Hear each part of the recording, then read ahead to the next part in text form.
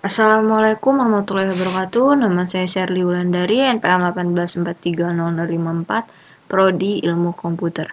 Di sini saya akan mempresentasikan hasil merangkum video tugas yang diberikan oleh Bapak dosen Dedi Irawan, Eskom MTI. Berikut videonya. Pertama, memahami pentingnya keamanan digital dan cara mewujudkannya. Kita harus menghindari kebiasaan jorok digital. Apa sih kebiasaan jorok digital itu? Kebiasaan jorok digital itu salah satu contohnya saat kita mengklik link sembarangan. Ketika kita mendapat SMS, email, WA dari akun yang tidak dikenal atau dari orang yang tidak kita kenal, menawarkan hadiah atau yang lebih ekstrim tiba-tiba akun Anda telah diretas. Salah satu kebiasaan jorok yang seharusnya tidak kita lakukan. Harusnya kita harus sangat hati-hati karena hanya dengan satu sentuhan jempol saja, para hacker itu bisa memperoleh informasi yang dia inginkan. Ketika kita mengklik link, kita bisa terhubung dengan situs atau aplikasi yang mereka gunakan. Mereka bisa mengecek data atau mengambil data kita. Informasi yang mereka perlukan atau menanam virus di perangkat kita. Jadi mengklik link itu tidak sesederhana itu. Jadi kita harus mereview kembali, mengkaji kebiasaan kita mengklik link sembarangan. Selanjutnya, hindari connect wifi sembarangan. Apa sih connect wifi sembarangan itu?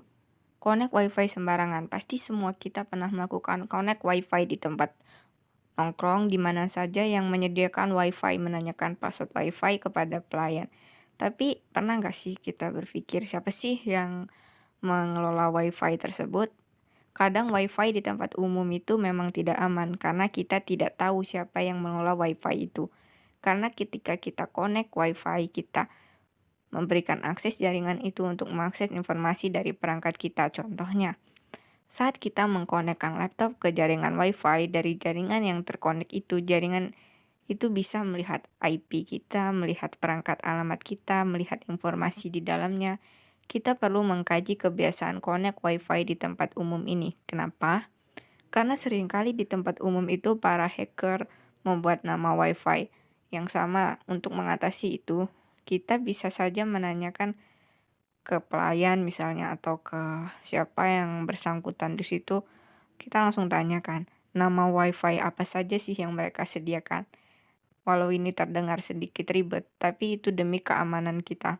Tidak ada masalahnya bukan jika kita keamanan informasi kita. Selanjutnya, transaksi keuangan di tempat umum. Hentikan dan hindari transaksi di tempat umum, apalagi sedang terkonek dengan wifi umum, karena kita tidak tahu siapa yang ada di balik wifi itu. Jadi kalau di tempat umum kita harus terpaksa transaksi, maka semaksimal mungkin lebih baik menggunakan paket data seluler lebih relatif. Walau tidak 100%, tapi dia jauh lebih aman dibandingkan wifi umum. selanjutnya, login di sembarang perangkat.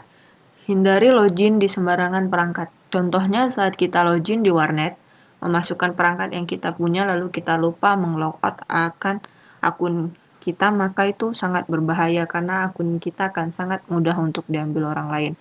Dan hindari login seperti akun Instagram, Facebook, dan lain-lain di handphone teman atau orang yang tidak kita kenal, karena itu salah satu kebiasaan yang perlu dirubah. Agar kita tidak melakukan seperti itu, karena kebiasaan-kebiasaan yang mempermudah orang lain untuk meretas akun, misalnya pernah login di perangkat orang lain, kita lupa melogout, maka mereka akan dengan mudah bisa tahu informasi pribadi kita, bahkan mengacak-acak akun kita. Selanjutnya, mempelajari membuat sandi yang kuat. Cara membuat sandi yang kuat adalah maksimal terdiri dari huruf besar, huruf kecil, angka, dan karakter spesial. Minimal 8 karakter, mudah diingat. Contohnya, aku tunangan dengan Putri, tanggal 18 bulan 8 2020. Lalu kita singkat ATDP 180820. AT kita tambahkan karakter spesial 180820. Cari kalimat yang mudah diingat dan berkesan di salah satu hurufnya. Jangan lupa tambahi dengan karakter spesial. Berikut presentasi dari saya ucapkan Assalamualaikum warahmatullahi wabarakatuh.